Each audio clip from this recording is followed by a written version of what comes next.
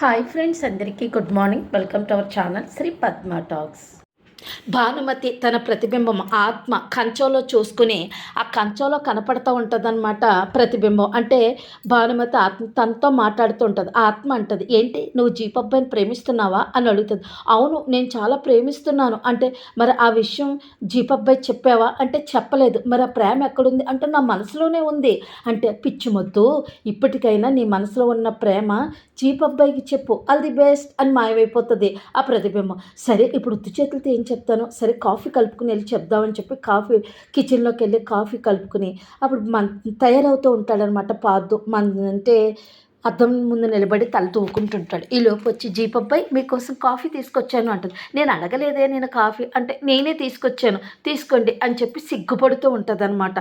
సిగ్గుపడుతూ ఉంటే, ఏంటి ఈరోజేంటి డిఫరెంట్గా కనపడుతున్నావు, చాలా సిగ్గుపడుతున్నావు ఏంటి, ఈ సిగ్గు కారణం ఏంటి బాను, అదే బస్సమ్మాయి అని అంటుంది. అంటే అది అది అని సాగతీస్తూ ఉంటుంది అనమాట. ఈలోపు ఫోన్ వచ్చేస్తుంది పార్థకి. అప్పుడు ఏంటి సూరి ఏదైనా ఫోన్ లిఫ్ట్ చేస్తాడు. ఏంటి సూరి ఏదైనా అర్జెంటా ఏంటి అంటే, ఉండి ఇప్పుడే ఫోన్ మాట్లాడి వస్తానని చెప్పి కాఫీ గ్లాసు భాను చేతిలో పెట్టేసి బయటికి వెళ్ళిపోతాడు. ఏంటి ఈ సూరన్న ఇప్పుడే చెయ్యాలా, నేను ఈ జీపబ్బాయికి ఐ లవ్ యూ చెప్దామని అనుకున్నానే అని అనుకుంటుంది. కట్ చేస్తే భానుమతి ఇంటికి గౌరీ వాళ్ళ ఆయన వస్తారనమాట, పసుపు కుంకాలు పట్టుకొని. అప్పుడు వెంటనే ఏంటి అప్పుడు చూస్తుంది భానుమతి. హాయ్ వదిన, రెండు గౌరీ వదిన సుందరవన్నయ్య, ఏంటి మా ఇంటికి ఇలాగొచ్చారు, ఓహో నన్ను లొకేషన్ షేర్ చేయమన్నావు, అందుకే నేను మా ఇంటికి రావటం కోసమేనా, రెండు లోపలికి అని చెప్పి అమ్మని పిలిస్తే వాళ్ళ అమ్మ నానమ్మ అంత వచ్చేస్తారు. ఎవరమ్మా ఈవిడ అంటే, అమ్మ మా జీపప్పాయి వాళ్ళ చెల్లెమ్మ అని చెప్తుంది. అదేంటే మేము జీపప్పాయి చెల్లి అంటావేంటి, నా ఆడబడుచు అని చెప్పాలి అని వాళ్ళ నానమ్మ అంటుంది.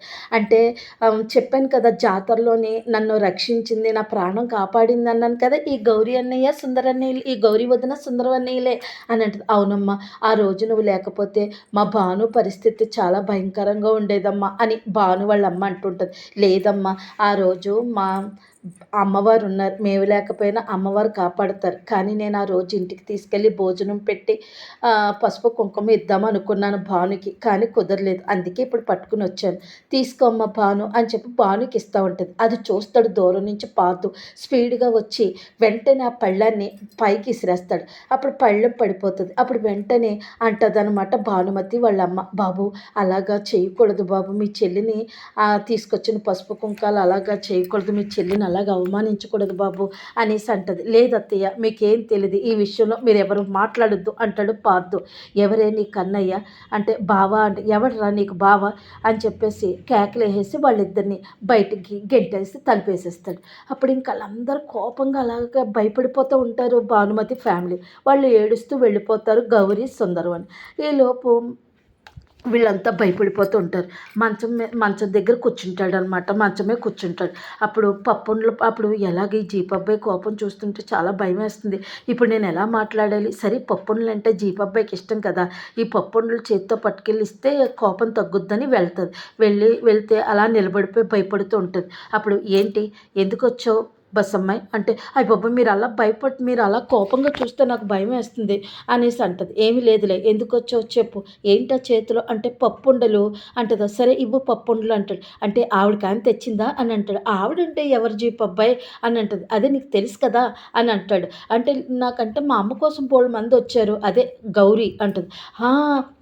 గౌరీ వదిన తెచ్చిన పప్పుండలు కాదు ఇవి, మా నాన్న తెచ్చిన పప్పుండలు అని చెప్పేసి అంటది. అని అంటే, అవును గౌరీ వదిన మీద మీకు ఎందుకు అంత కోపం అనేసి అడుగుతుంది. అది నీకు చెప్పకూడదు అంటే, మీరు చెప్పకపోతే మీరు మిమ్మల్ని చూస్తుంటే భయం వేస్తుంది, కానీ తెలుసుకోకపోతే నాకు బాధగా ఉంది అని అంటే, లేదు నా చెల్లెలే, కానీ నువ్వు ఎప్పుడు చదువు అని అంటావు కదా బస్సమ్మాయి, నేను ఎప్పుడు మాట్లాడను, సైలెంట్గా ఉండిపోతాను. ఎందుకో తెలుసా, నేను బాగా చదువుకోలేదని మా నాన్న మా చెల్లిని బాగా చదివించాలని కాలేజీలో జాయిన్ చేశాడు. అది చదవటం మానేసి ప్రేమ అని చెప్పి ఒక అతన్ని మా నాన్నకు తెలియకుండా పెళ్లి చేసేసుకుంది అంటది.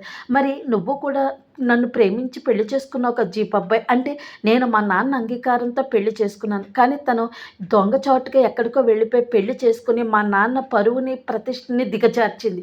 అందుకనే మా నాన్న ఇంటికి రానివ్వలేదు, శిక్ష వేశాడు, ఆ శిక్షను నేను అమలు చేస్తున్నాను అని చెప్పేసి అనేసి అక్కడి నుండి వెళ్ళిపోతుంది. వెళ్ళిపోతాడు పార్దు. అక్కడ సాంబవి అంటే భువన వాళ్ళమ్మ చెవిలి పెట్టుకుంటూ ఉంటుంది. అప్పుడు వెంటనే వస్తుంది. ఏంటమ్మా అలా చెవిలి మార్చుకుంటున్నావు అని అడుగుతుంది భువన వాళ్ళమ్మ సాంబవిని. అంటే అవి చెవిలివి బరువుగా ఉన్నవే, తేలిగ్గా ఉన్నాయి నీవు పెట్టుకుంటున్నాను అంటుంది.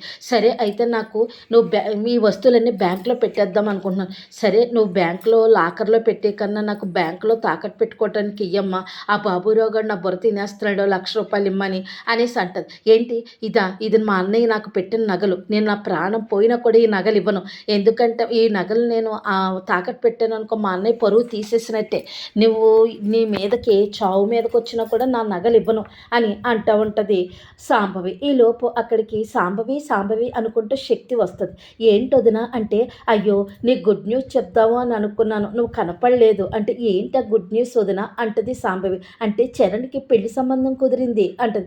అవును ఆ పెళ్లి సంబంధం కుదిరిందంటే ఎవరు అనుకుంటున్నావు, మన మినిస్టర్ గారు మంత్రి గారు అమ్మాయి అనేసి అంటది. అవునా చాలా సంతోషం, ఎందుకు అంటే మాకిలాగే నువ్వు కూడా అన్నయ్య మీదే బతికేస్తున్నావు, పోనీలే ఇప్పటికైనా నువ్వు మంత్రి గారు అమ్మాయిని పెళ్లి చేసుకుంటే నువ్వు నీ ఇండివిజువల్గా బతకచ్చు అంటది. అవును ఇప్పుడు నలుగురి మీద బతికేస్తున్నావు ఏంటి, అదే నా పరిస్థితి, అదే కదా నా బాధ, ఇప్పుడు మా కోడలు వచ్చిందనుకో నేను అప్పుడు నలుగురి మీద పెత్తనం చెలాయించవచ్చు అని చెప్పేసి అంటూ ఉంటుంది.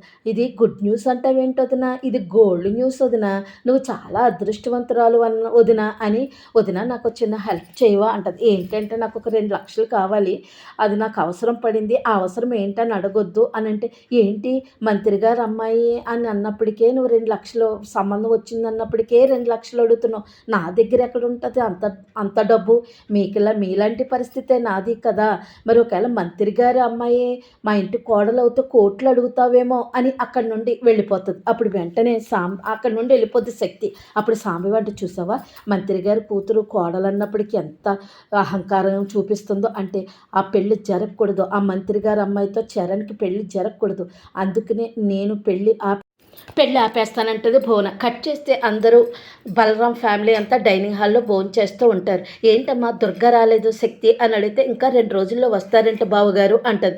ఈలోపు బలరాం వాళ్ళ అమ్మ, ఏంటి ఎప్పుడు దుర్గ ఊరెళ్ళిన రోజులు ఉండలేదు, ఏంటి వాడు ఇంకా రావట్లేదు అని అంటది. చరణ్ ఏంటంటే వాళ్ళ ఫ్రెండ్ పెళ్ళికి పక్కూరికి వెళ్ళాడు అంటే, సరే ఆ లెక్కలు మన భానుమతి చదువుకుంది కదా శారద, ఆ లెక్కలు భానుమతిని చూడమను అని అంటది. ఈలోపేమో భువన చదువుకున్నది కదా అన్నయ్య, భువన చూస్తుందిలే అని సాంబవి అంటూ ఉంటుంది. భువన మనం చూపించింది కదా లెక్కలు సరిగా లేవు, ఇంటి పని నేర్చుకో అంటే, అప్పుడు కొంచెం అలాగ ఉండిపోతుంది శక్తి, హేళనగా చూస్తూ ఉంటుంది సాంబవి వైపు. అంతే ఫ్రెండ్స్, పోస్ట్ మ్యాన్ లెటర్ తెచ్చిస్తాడు పార్దుకి. ఈ లెటర్లో ఏముందో చదువు బస్సమ్మ అంటే, బస్సమ్మే చదువుతూ ఉంటుంది. మీ నాన్న పోలీస్ స్టేషన్కి వెళ్ళడానికి కారణమైన ఆ అమ్మాయి విషయాలు తెలిసింది అని చదువుతూ ఉంటుంది. అంతే అందరూ షాక్లో ఉంటారు. అంతే ఫ్రెండ్స్.